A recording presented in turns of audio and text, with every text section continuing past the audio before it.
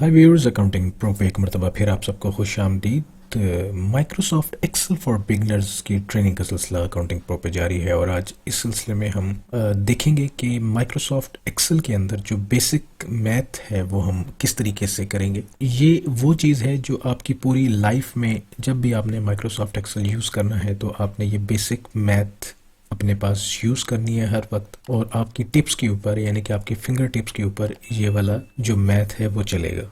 चलते हैं अपनी स्क्रीन के ऊपर और देखते हैं कि हम किस तरीके से जो बेसिक मैथ है जिसमें हम एडिशन है, सब्ट्रैक्शन है, मल्टीप्लिकेशन है, डिवाइड है और जो पावर है वो हम किस तरीके से यूज़ कर सकते हैं माइक्रोसॉफ्ट एक्सेल के अंदर। आप स्क्रीन पर देख सकते हैं कि मेरे पास एक छोटा सा टेबल मैंने बनाया हुआ है जिसमें लेफ्ट साइड पे अगर आप देखेंगे यहाँ पे तो यहाँ पे नंबर्स टू यूज़ है। ये मेरी इनपुट की फील्ड है कि मैं यहाँ पे जो भी इंफॉर्मेशन इनपुट करता हूँ तो ये मेरे आंसर्स हैं और मुझे यहाँ पे उसका रिजल्ट मिल जाता है। फॉर एग्जांपल अगर मैं कहता हूँ कि मेरा जो फर्स्ट नंबर है वो 2 है और जो मेरा सेकंड नंबर है वो 5 है, तो आप देखेंगे कि ये मेरे रिजल्ट्स यहाँ से चेंज होना शुरू हो गए हैं। मैं लेट्स से कि मैं यहाँ पे 2 करता हूँ, यहाँ पे 1 करता हूँ, तो आप देखेंगे कि मेरे रिजल्ट्स यहाँ से चेंज हो रहे हैं। इसका मतलब क्या है कि इसका मतलब ये है कि यहाँ पे मेरे पास इन सेल्स के अंदर फार्मूला पहले से डिफाइन है। यानी कि अगर आप देखेंगे कि 2 + 1 ये 3 आंसर है, 2 - 1 1 है, 2 × 1 2 है, 2 ÷ 1 2 है और 2 की पावर 1 करेंगे तो 1 ही रहेगी। अगर मैं इसको चेंज करता हूँ, लेट्स से कि मैं 5 × 2 कर देता हूँ, तो आप देखेंगे 5 + 2 7, 5 - 2 3, 5 × 2 10, 5 ÷ 2 2.5 और 5 × पावर 2 25। पावर क्या होगी कि 5 × 5 ये पावर है तो ये मल्टीप्लाई हो जाएगा। तो अब हमने देखना है कि ये जो फार्मूला है ये हमने यहाँ पे किस तरीके से डिफाइन करना है कि हमारे जो इनपुट के रिजल्ट्स यहाँ पे हमें मिल रहे हैं इस ब्लैक वाले सेक्शन के अंदर, सेम यही वाले रिजल्ट्स हमें इस जगह पर भी मिल जाए। तो अभी हम क्या करते हैं कि 1 बाय 1 हम अपना फार्मूला डिफाइन करते हैं। सबसे पहले हम करते हैं एडिशन। तो माइक्रोसॉफ्ट एक्सेल के अंदर अगर हम इसको करेंगे तो किस तरीके से करेंगे, अगर हमारे पास नॉर्मल कैलकुलेटर होता तो हम इसको किस तरीके से करते। तो ये आप देखें कि मेरे पास स्क्रीन के ऊपर सामने ये कैलकुलेटर है, ठीक है।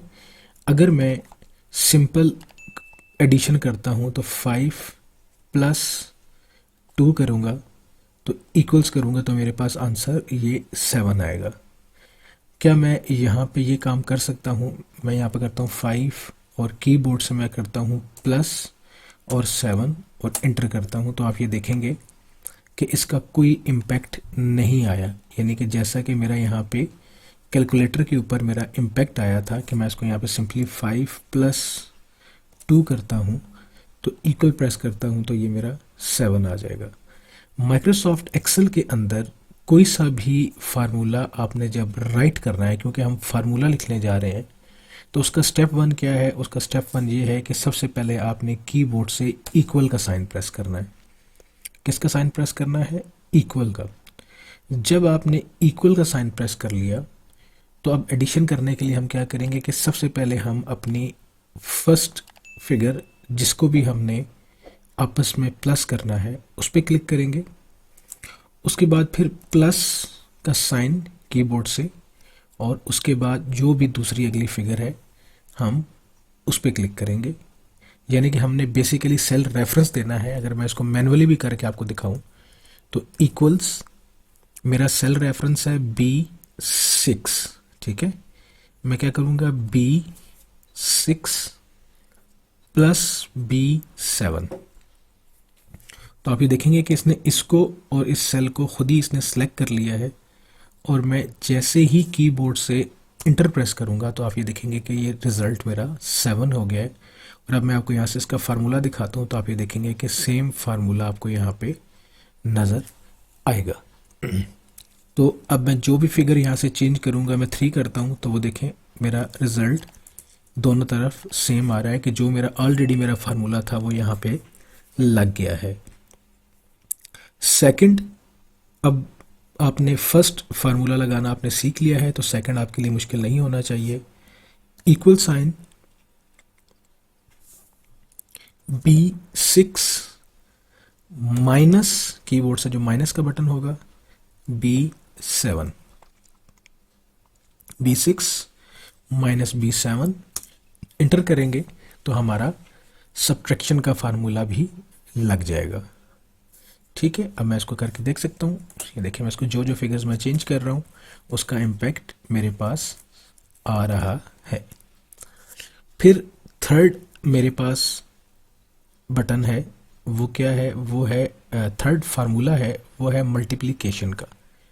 اگین ایکول سائن B6 اور ملٹیپلائی کی بورڈ سے. یہ دیکھیں آپ کا یہ جو ایک سٹار سا بنا ہوتا ہے، نارملی آپ کو یہ کہاں پہ نظر آئے گا؟ اگر آپ کے پاس نومیرک کی بورڈ ہے تو اس کے اوپر تو آپ کو یہ سٹار نظر آئے گا، لیکن اگر آپ کے پاس نومیرک کی بورڈ نہیں ہے تو کی بورڈ کی جو ٹاپ جو نومیرک کیز ہوتی ہیں اس میں جو 8 ہوتا ہے، 8 کے اوپر یہ سٹار کا بٹن ہوتا ہے جس کو آپ شفٹ پریس کر کے آپ لکھ سکتے ہیں. یعنی کہ شفٹ کی پلس آپ اس کو 8 پریس کریں گے تو یہ آپ کا سٹار لکھا جائے گا. B6 سٹیرک، یعنی کہ جو ملٹیپلائی اس کو ہم کر رہے ہیں B7، B6 multiply by B7 inter کرتے ہیں تو آپ یہ دیکھیں گے ہم میرا یہ دونوں ریزلٹس سیم آ گئے ہیں. میں چینج کرتا ہوں، یہ دیکھیں گے آپ میرا ریزلٹ یہاں سے چینج ہو رہا ہے. اس کے بعد نیچے آتے ہیں تو نیچے دیکھیں میرے پاس آ رہا ہے ڈویژن، جو ڈیوائڈ ہو رہا ہے. اگین ایکولس B6 کی بورڈ سے فارورڈ سلیش. ٹھیک ہے، آپ کے کی بورڈ کے اوپر یہ فارورڈ سلیش جو ہوتی ہے یہ ڈیوائڈ کا کام کرتی ہے. فارورڈ سلیش یا divided by B7، B6 B7 inter press کریں گے تو آپ کا یہ فارمولا بھی لگ جائے گا. ٹھیک ہے، چینج کر کے دیکھ سکتے ہیں ہم کہ میں یہاں سے فگر چینج کرتا ہوں. آپ یہ دیکھیں ریزلٹس میرے سیم ہیں جو آپ ریزلٹ دیکھنا چاہ رہے ہیں. صحیح ہو گیا. تو آپ کا ایڈیشن، سبٹریکشن، ملٹیپلیکیشن اور جو ڈویژن ہے اس کا فارمولا لگ گیا ہے. اور سب سے آخر والا فارمولا ہے وہ ہمارا ہے پاور، یعنی کہ جس کو آپ اسکوائر روٹ کہتے ہیں. ٹھیک ہے، تو پاور ہم کس طرح دیں گے اس کو کہ کسی بھی چیز کا اسکوائر نکالنا ہے تو ہم وہی والا ایکولس B6. اب اس کی ہم نے جب پاور دینی ہے تو کی بورڈ کے اوپر ہمارا جو نومیرک کی ہوتی ہے 6، بٹن نمبر 6 ہوتا ہے، اس کے اوپر ہم یہ ہمیں جو پاور کی جو سمبل ہے ہمیں وہاں پہ نظر آئے گی تو ہم اس کو شفٹ پاور کریں گے تو یہ میرا پاور ہو جائے گا اور اس کے بعد میرا B7 ہو جائے گا. ٹھیک ہے، B7 B6 into power of B7 inter کریں گے تو آپ یہ دیکھیں 49 میرا ریزلٹ آ گیا ہے. یعنی کہ آپ کا جو پاور کا فارمولا ہے وہ بھی لگ گیا. ٹھیک ہے، اور یہاں پہ آپ یہ باقی فارمولا بھی دیکھ سکتے ہیں. تو میں جب پاور بھی اپنی چیک کر لیتا ہوں، 7 انٹو 3 کرتا ہوں تو آپ یہ دیکھیں گے 343 ہے. یہ 343 کیسے بنا ہے؟ یہ ایسے ہے کہ میں آپ کو سائڈ پہ یہاں دکھاتا ہوں. Equals 7 multiply by 7 multiply by 7، یعنی کہ یہ جو 7 ہے یہ 3 ٹائمز ملٹیپلائی ہو رہا ہے تو آپ یہ دیکھیں گے کہ ریزلٹ اس کا 343 آئے گا. تو بجائے اس کے کہ آپ اس کو 7 ملٹیپلائی بائی 7 ملٹیپلائی بائی 7 ایسے کر کے لکھیں، آپ کیا کریں گے کہ آپ اس کو پاور دیں گے. ٹھیک ہے،